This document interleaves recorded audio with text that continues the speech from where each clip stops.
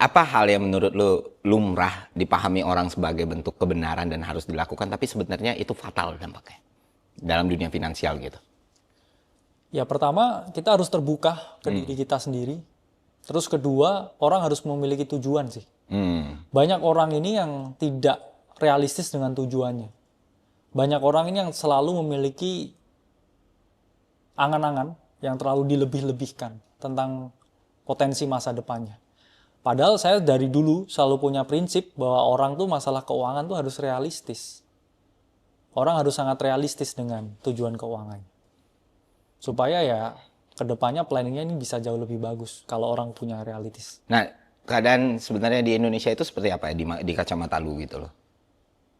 Kalau sekarang memang banyak sekali anak muda ini yang harusnya lebih melek tentang keuangan.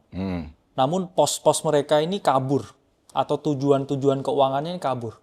Karena banyak sekali kalau kita ngomong sekarang distraksi yang ada di Indonesia ini. Distraksi dari segi konten, distraksi dari segi kebudayaan orang tuh FOMO, distraksi dari budaya-budaya yang sebenarnya tidak sesuai dengan nilai-nilai yang ada di Indonesia. Oke. Karena gue penasaran nih, sebenarnya kayak apa sih kebiasaan menurut lu ya? Menurut lu kebiasaan Indonesia yang sebenarnya ini nih harus diubah nih menurut lu.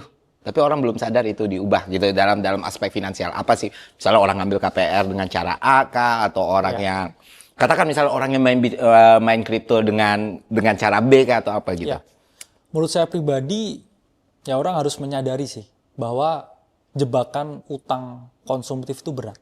Oh, oke. Karena di tempat saya tinggal, balik lagi, karena kan orang pasti banyak terbentuk ya dari keadaan sosial dan juga di mana ia tinggal.